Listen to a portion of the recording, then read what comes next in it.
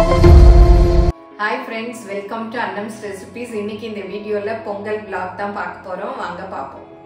எங்க ப்ராடக்ட்ஸ் எல்லாம் YouTubeல கமெண்ட்ஸ்க்கு கீழே வந்துட்டு இருக்கு.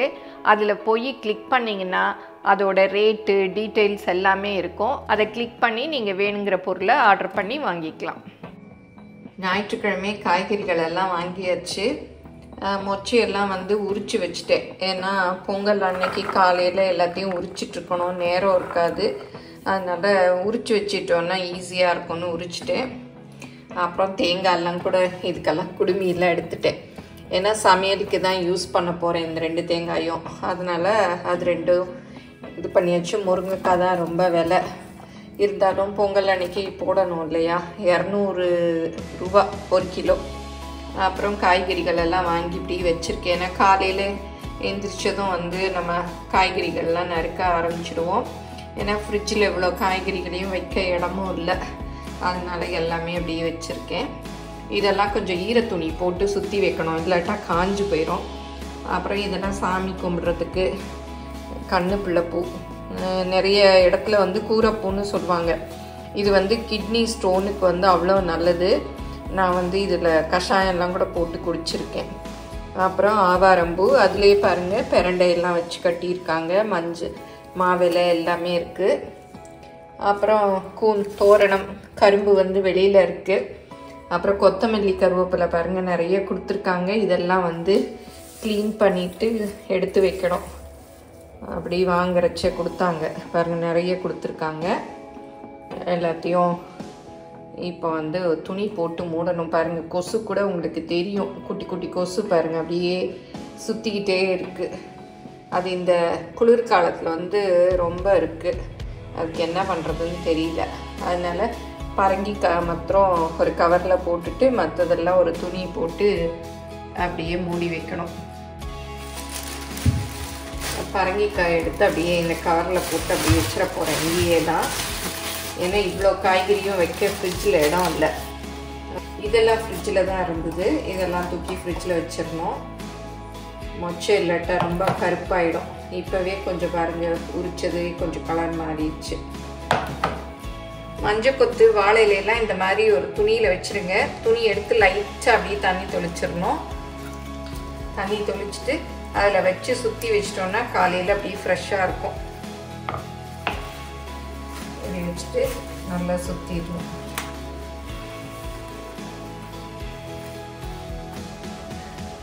வாழை இலையெல்லாம் இந்த மாதிரி துணியில் சுற்றி வைக்கிறது நிறைய பேருக்கு தெரிஞ்சிருக்கும், பிகினர்ஸ்க்கு தெரியாது. அதனால சொன்னேன். மேலேயும் இந்த மாதிரி ஒரு கிளாத் போட்டு அப்படி மூடி வச்சிட்டோன்னா காலையில் அப்படியே ஃப்ரெஷ்ஷாக இருக்கும், காஞ்சு போகாமல் நல்லா இருக்கும். இப்போ பொங்கல் பானையெல்லாம் கழுவி வச்சிருக்கு. இதுக்கெல்லாம் வந்து கோலம் போடணும். பாருங்கள் எல்லாமே எவ்வளோ நல்லா தகன்னு இருக்குது. இது எப்படி விளக்கினேன் அப்படிங்கிறத தனி வீடியோவாகவே போடுறேன். ரொம்ப ஈஸி தான். நான் பொங்கல் முடிஞ்சதும் உங்களுக்கு ஒரு நாள் இந்த மாதிரி எப்படி வருதுங்கிறத செஞ்சு காமிக்கிறேன்.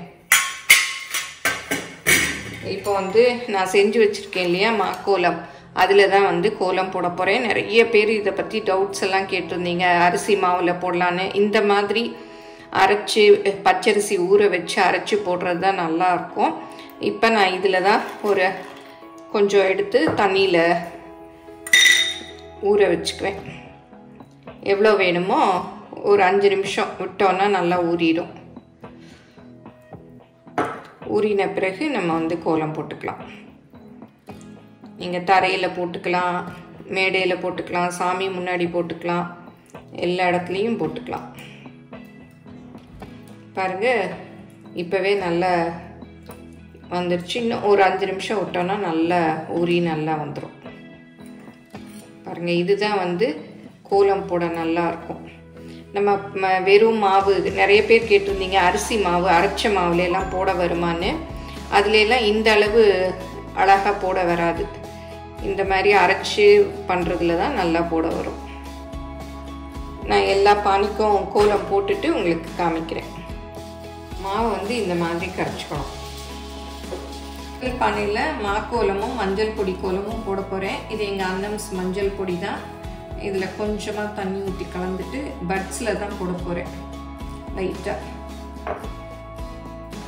எல்லாம் போட்டு முடிச்சுட்டு உங்களுக்கு காமிக்கிறேன்.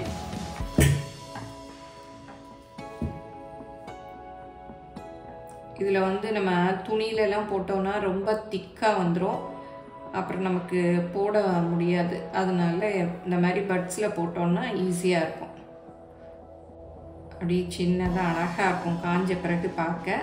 நான் ஃபுல்லும் போட்டு முடிச்சுட்டு உங்களுக்கு காமிக்கிறேன்.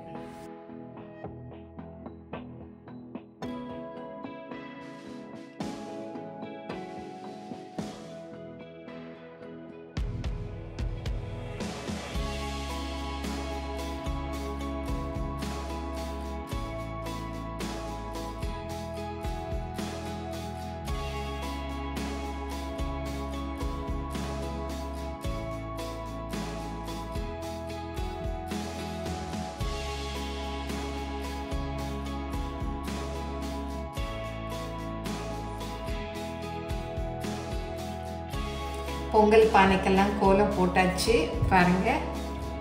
இது வந்து மாட்டு பொங்கலுக்கு, அதனால குட்டி பானை. இது வந்து வெண்பொங்கலுக்கு, சக்கரை பொங்கலுக்கு. மூடிக்கெல்லாமும் போட்டாச்சு.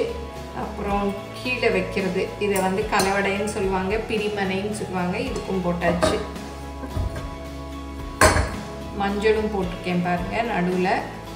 இன்னும் கொஞ்சம் காயணும், காஞ்சதும் நல்லா பளிச்சுன்னு இருக்கும். சாச்சு நல்லா காஞ்சிருச்சு. சாமி ரூம் மேடையெல்லாம் நல்லா தொடச்சிட்டு மாக்கோலம் போட்டாச்சு. அப்புறம் பூஜை சாமான் எல்லாம் தேய்ச்சி மஞ்சள் குங்குமம் எல்லாம் வச்சாச்சு. விளக்குக்கெல்லாம் எண்ணெய் ஊற்றி திரி போடணும். வாசலில் சிம்பிளாக ஒரு கலர் கோலம் போட்டாச்சு. முதல் நாள் நைட்டெல்லாம் போடலை, அன்றைக்கி காலையில் தான் போட்டேன். ரொம்ப பெரிய கோலம் எல்லாம் போட முடியல, அதனால் சரி சிம்பிளாக சின்ன கோலம் கலரில் போட்டாச்சு. வாழையில் பாருங்கள், எங்கள் வீட்லேயே வெட்டிட்டு வந்தது, எவ்வளோ பெருசாக இருக்குது. காய் வரல, இலை தான் வந்திருக்கு. சரி ஒரு இலை மாத்திரம் சாமிக்கு படைக்கிறதுக்கு வெட்டிக்கலாம் அப்படின்னு சொல்லிட்டு வெட்டியிருக்கோம். இப்போ உருளிக்கு பூ போடணும். கொஞ்சம் இந்த பர்பிள் சாமந்தியும் வாங்கிட்டு வந்தேன். இப்போ வந்து கலர் கலராக சாமந்தி வருது, சூப்பராக இருக்குது பார்க்கவே. மஞ்சள் தான் சூப்பராக இருக்குது. இதெல்லாம் வந்து எங்கள் வீட்டில் பூத்தது. இந்த பூவை சென்டரில் வச்சிடலாம். அடுப்பில் எல்லாம் கோலம் போட்டாச்சு. ஈரமாக இருக்கு, காயணும்.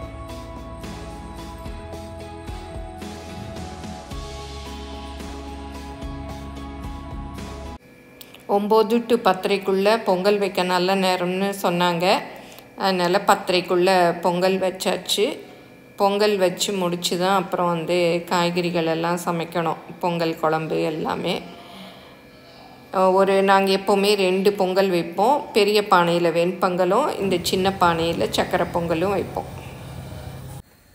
நிறைய பேர் வந்து அரிசி களைஞ்சி தண்ணி ஊற்றுறோம் இல்லையா, அதில் பாலும் ஊற்றுவாங்க. நாங்கள் வந்து எப்போவுமே இந்த அரிசி களைஞ்சிட்டு அந்த தண்ணி மாத்திரம்தான் ஊற்றுவேன்.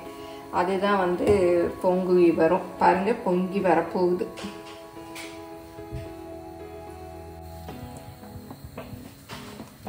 பொங்கலோ பொங்கல்.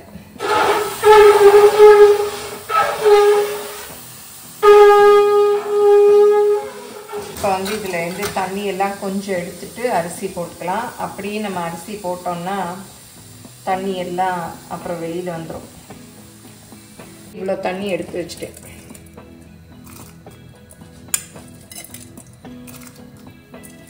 அப்புறம் வேணும்னாலும் வேகிறதுக்கு பத்தலைனாலும் ஊற்றிக்கலாம். பொங்கலோ பொங்கல்.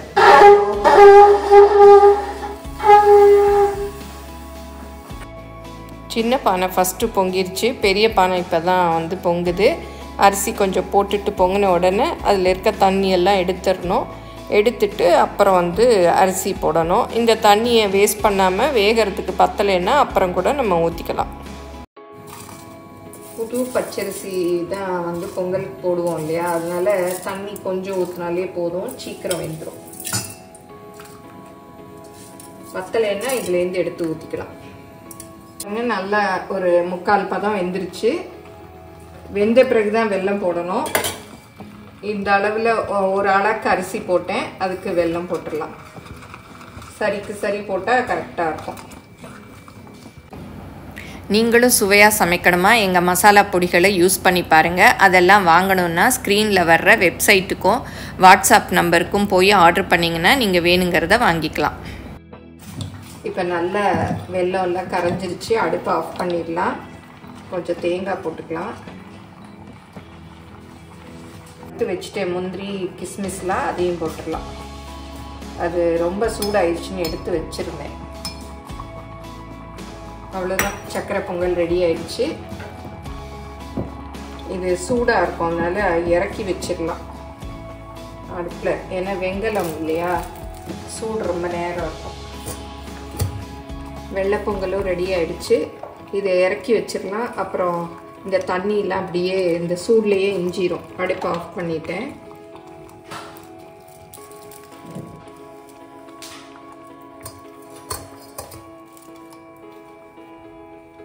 இப்போ காயெல்லாம் ரெடி ஆகிட்டே இருக்குது. பருப்பு மசிச்சாச்சு. ஃபஸ்ட்டு பருப்பு மசிச்சிருக்கு. அப்புறம் அவரைக்காய் பொரியலுக்கு நறுக்கியிருக்கு. அப்புறம் வாழைக்காய் பொரியலுக்கும் நறுக்கி வச்சுருக்கேன். இதெல்லாம் ரெடியாக தாளிக்கிறதுக்கு வெங்காயம், பச்சை மிளகாய், தேங்காய் எல்லாம், கருவேப்பிலை எல்லாமே இருக்குது. அடுப்பில் குழம்பு கொதிச்சுட்டே இருக்குது.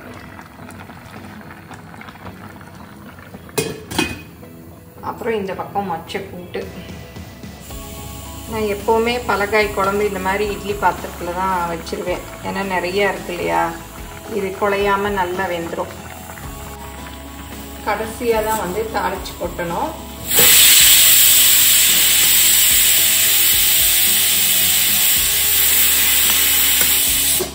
மொச்சை கூட்டு வச்சேன் இல்லையா, சவுண்டு வருது, ஆஃப் பண்ணிடலாம். பரங்கிக்காயெல்லாம் பெருசாக போட்டுருக்கு. அது கொதிக்க கொதிக்க நல்லா வெந்துடும், கரைஞ்சிரும்.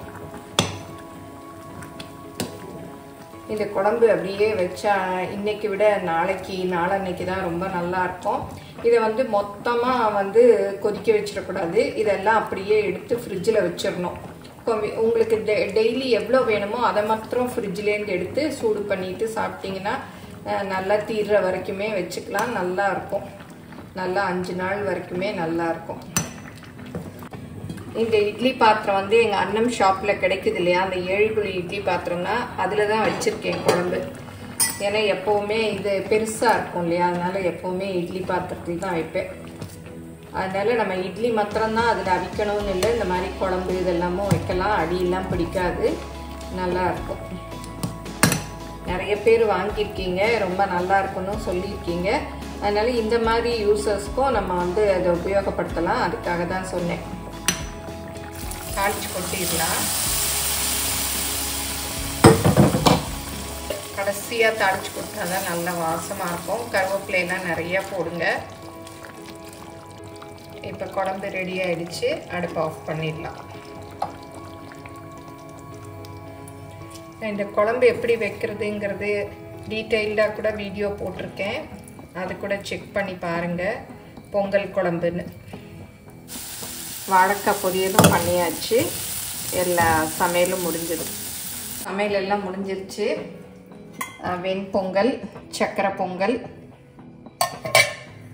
பருப்பு மசிச்சு வச்சுருக்கேன், மொச்சக்காய் கூட்டு, அவரைக்காய் பொரியல், வாழைக்காய் பொரியல், பலகாய் குழம்பு, அப்புறம் படைக்கிறதுக்கு நெய் ஊற்றி வைக்கணும். இதெல்லாம் இனி வந்து சாமிக்கிட்ட வச்சு சாமி கும்பிடணும். இப்போ சாமிக்கிட்ட இலை போட்டு படைச்சாச்சு. இன்னும் சாமி கும்பிடலை, கும்பிடணும். கோலம், நடுவீட்டு கோலமெல்லாம் அந்த வாழை இலைக்கு கீழே மறைஞ்சிருச்சு. அந்த வாழை இலை தான் எங்கள் வீட்டு இலை. அதனால சரி அதுலேயே பிள்ளையார் இதெல்லாம் வச்சுட்டோம்.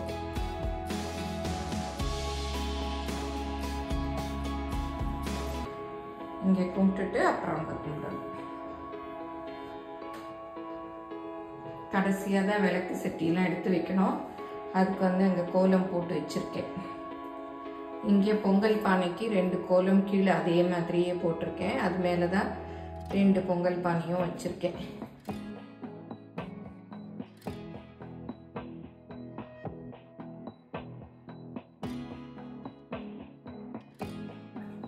இங்கே உள்ள சாமி ரூமில் உள்ள சாமிகளுக்கும் எல்லாம் பூவெல்லாம் வச்சாச்சு. இந்த vlog உங்கள் எல்லாருக்கும் பிடிச்சிருக்கும்னு நினைக்கிறேன். பிடிச்சிருந்தா லைக் பண்ணுங்கள். எங்கள் சேனலை மறக்காமல் சப்ஸ்கிரைப் பண்ணுங்கள். தேங்க்யூ.